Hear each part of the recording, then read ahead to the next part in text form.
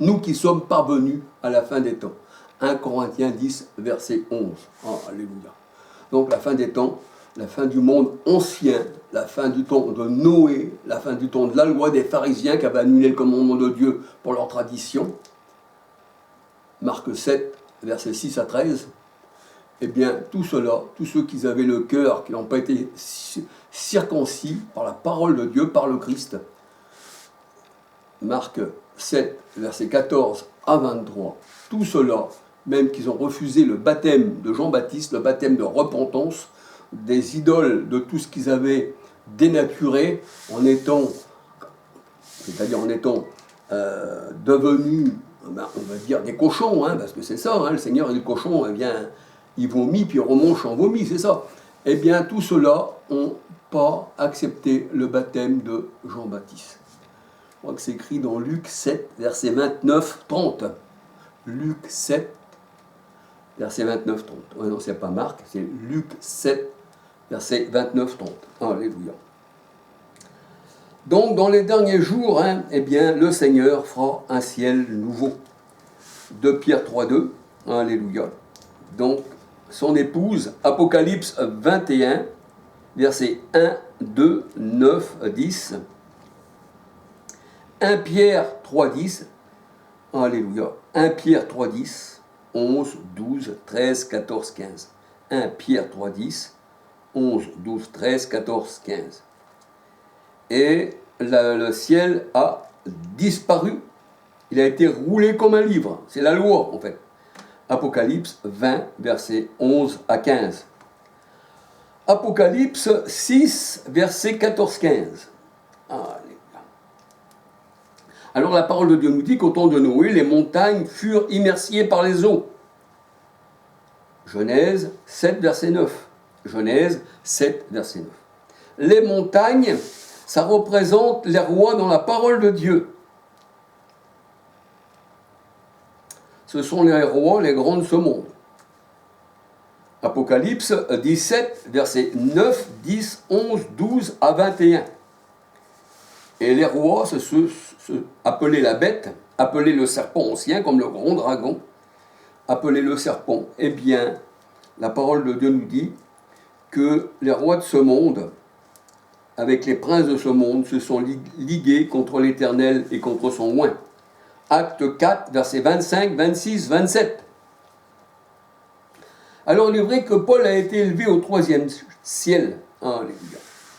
Et le 3e étage de la chambre haute représente le 3e ciel. Alléluia.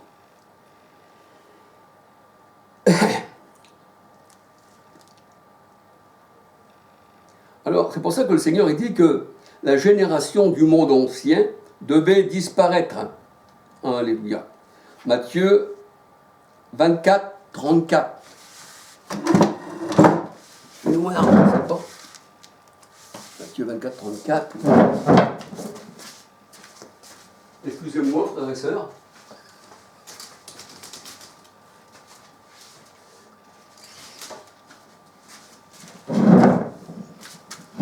Ah oui. Le Seigneur vous bénisse abondamment, alléluia. Où j'en étais? Voilà. La génération, le monde ancien, devait disparaître. Matthieu 24, 34. Pour le mot génération, eh bien, regardez plusieurs traductions.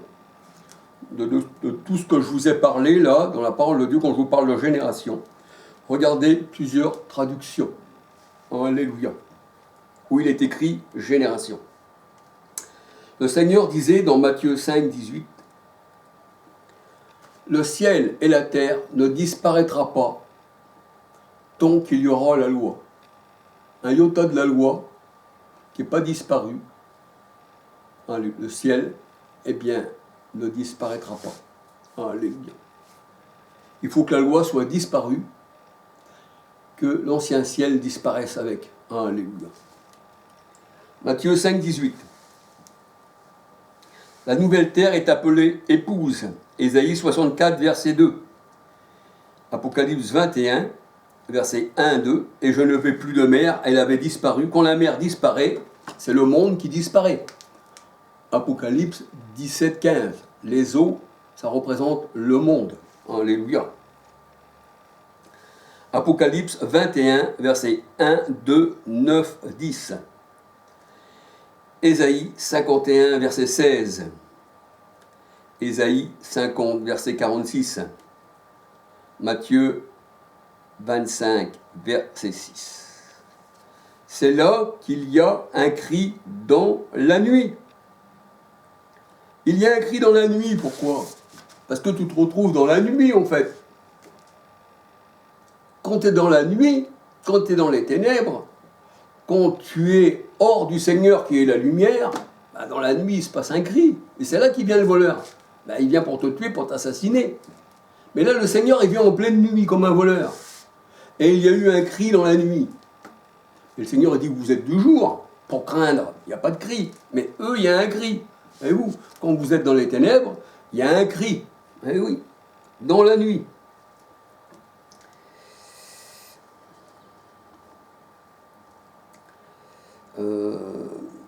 Ésaïe 66, versets 1, 2, 22, 23, 24. Nous sommes du jour, nous ne sommes pas des ténèbres. 1 Thessaloniciens 5, versets 1 à 8. Alors on peut dire que Noé et ses descendants, à son époque, jusqu'à Christ, c'était un nouveau monde. Genèse 9, versets 8 à 19. Genèse 10, versets 1 à 32. Après le déluge, il y eut une nouvelle humanité qui a été dispersée et multipliée sur la face de la terre, ce qui constitue les nations. Matthieu 28, 19. Noé a donc donné naissance à un nouveau peuple dispersé sur la terre. Et le premier ciel, la première terre au temps de Adam et Ève, alléluia, a été remplacée par la postérité de Noé.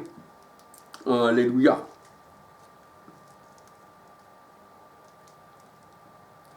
Genèse 1, 28.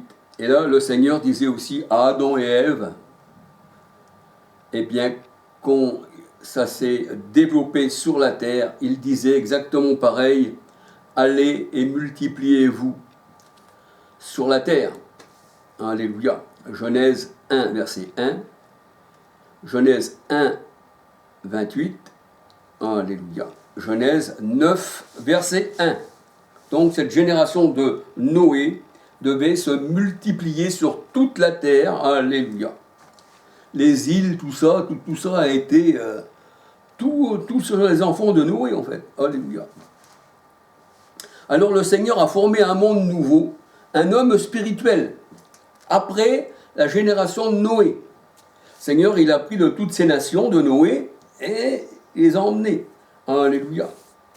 Un peu aussi Moïse, un peu aussi Abraham, un peu partout. Alléluia. Le Seigneur a formé un monde nouveau, un homme spirituel.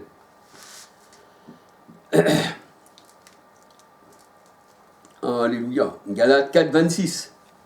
Son trône est le ciel. Ésaïe 66, verset 1. Apocalypse 21, verset 1, 2, 9, 10. La nouvelle Jérusalem. Alléluia. Qui est le trône de Dieu. Jérémie 3, 17. Ésaïe, qui est le ciel. Ésaïe 66, verset 1. Qui est le trône blanc du Seigneur. Le trône blanc. Alléluia. Sa montagne sainte. Hébreux 12, versets 18 à 24. Alors, c'est pour ça que le Seigneur a dit, bien, voici toute chose est nouvelle. Apocalypse 21, verset 5. Ésaïe 43, verset 18, 19. Alléluia. Nous nous sommes débarrassés du vieil homme. Éphésiens 4, 21, 22.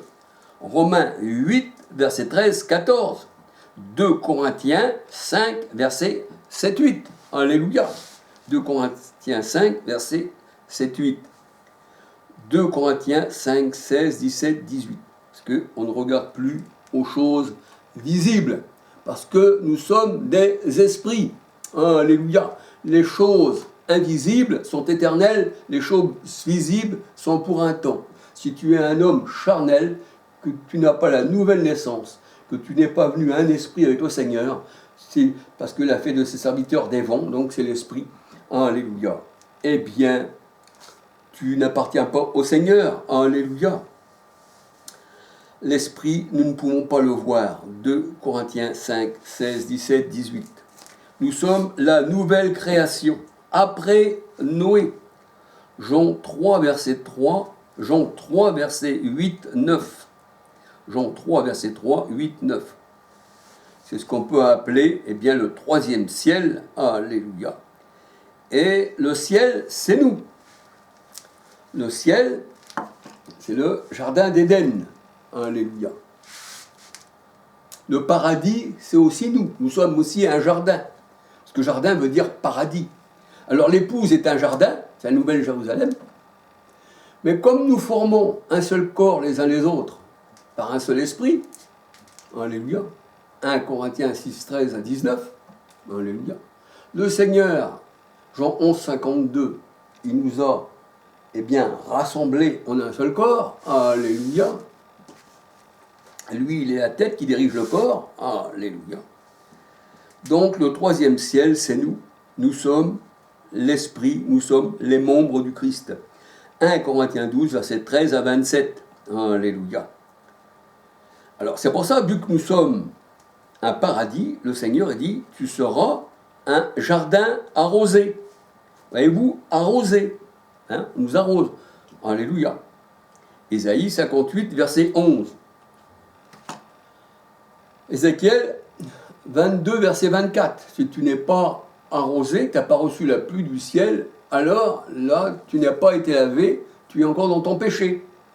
Alléluia. Ésaïe 32, verset 15. Tu seras un jardin arrosé, c'est-à-dire un paradis, un Éden. Ésaïe 58, verset 11. L'homme ancien n'a pas été arrosé. C'est un jardin qui n'a pas reçu l'eau. Alléluia. Il n'a pas reçu l'esprit. Jean 7, 37 à 39. Il n'a pas reçu l'Éternel, la source d'eau vive. Jérémie 2, verset 13. Donc c'était un jardin, oui, mais là, l'eau, elle n'y était pas. Alléluia. Ils ont tous été jetés en bas du jardin. Alléluia. Donc celui qui appartient au Seigneur est un jardin arrosé. Celui qui n'y appartient pas, Ésaïe 1, verset 3, est un jardin non arrosé. Alléluia. Le jardin, alléluia. Ézéchiel 28, verset 13, 14, 15, 16, 17, 18. La montagne sainte, là où le chérubin protecteur, le prince de Tyr, a été jeté en bas. Pourquoi? Parce qu'il savait rebeller contre le Seigneur. Et le Seigneur, il l'appelle son ciel. Et quand tu es jeté du ciel sur la terre, Apocalypse 12, 3 à 18, le grand dragon, alléluia, eh bien, il est tombé en bas. Alléluia. Le grand dragon, c'était aussi le roi d'Égypte. Dans la version Thomson et Chouraki, dont Ézéchiel 29, verset 3. Alléluia. Alors la parole de Dieu nous dit, par son esprit le ciel est beau, puisque nous sommes le ciel. Par son esprit le ciel est beau. Nous sommes le paradis. Job 26, verset 13. Nous avons la nouvelle naissance. Alléluia. Et c'est la nouvelle naissance qui nous fait rentrer dans le jardin, dans le roi. Et c'est la nouvelle naissance, qui nous fait entrer dans le royaume des cieux. Jean 3, verset 3 à 8. Ici, il faut avoir une nouvelle naissance pour entrer. Parce que la Jérusalem qui tue les prophètes, où il y a la mosquée d'Omar, où il y a l'église catholique qui est sur un sépulcre, et celui qui touche un sépulcre, le Seigneur il dit, il devient impur, ou même des ossements, voyez-vous. Et je mettrai le rassembler parmi les morts, ben ça sont morts ces gens-là, spirituellement. Eh bien, s'il y a les protestants, catholiques, musulmans, tout ce que vous voulez, dans cette Jérusalem qui tue les prophètes, appelez l'Égypte, Apocalypse 11, 8, Galates 4, 21 à 31, celle-ci, c'est pas du Seigneur. Tout le monde peut y rentrer. Voyez-vous? Il n'y a pas besoin de nouvelle naissance, en fait. Tandis que dans la Nouvelle Jérusalem, Apocalypse 21, verset 1, 27, eh bien, nul impur ne peut y rentrer. Le Seigneur, il dit dehors les chiens. Dans Apocalypse 22, verset 14, 15. Alléluia. Tu peux rentrer dans la Nouvelle Jérusalem que par l'Esprit. Alléluia. Tu ne peux pas y rentrer avec la chair, parce que la chair n'hérite pas du royaume des cieux. Alléluia.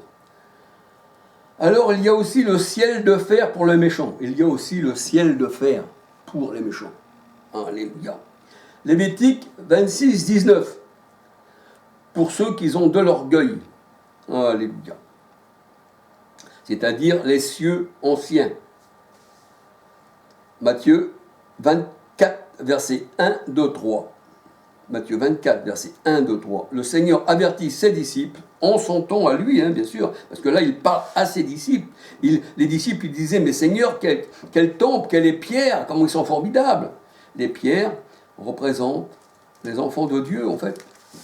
Alléluia. 1 Pierre 2, verset 4, 5, 9. Une race royale, un peuple de sacrificateurs.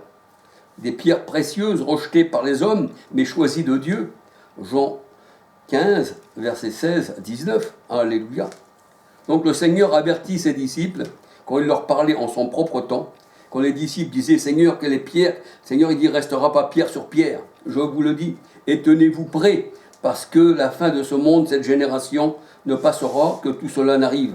Alléluia. C'est-à-dire, ils vont disparaître. Alléluia.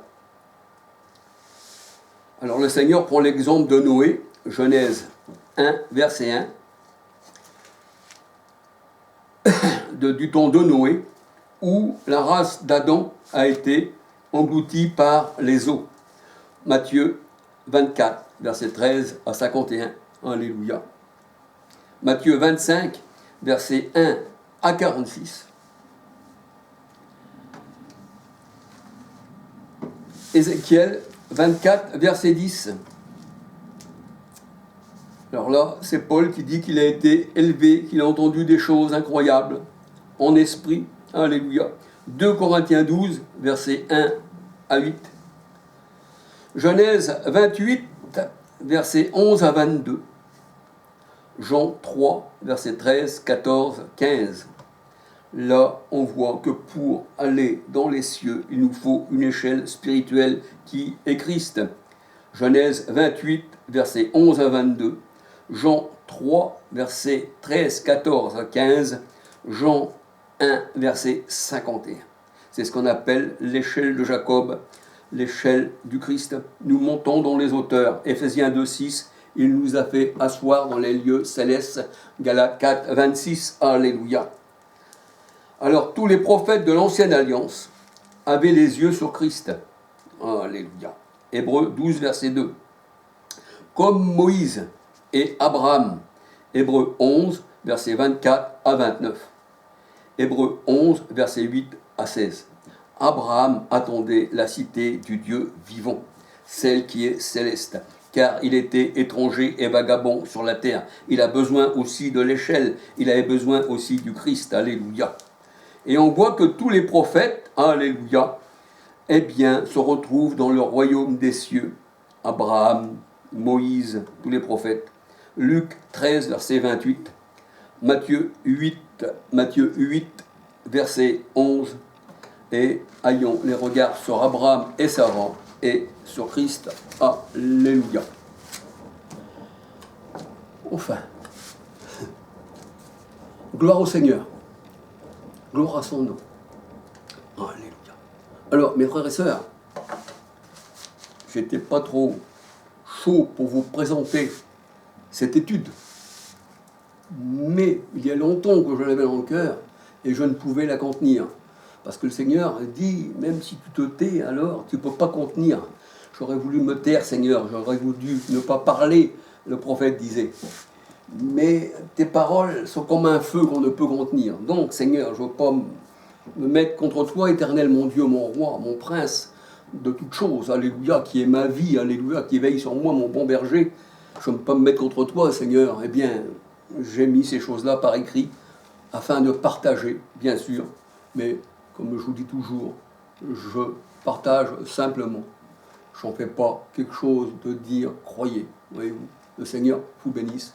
Soyez tous bénis de la part, pardon, je suis un peu fatigué, de la part de l'Éternel. Alléluia. Gloire au Seigneur.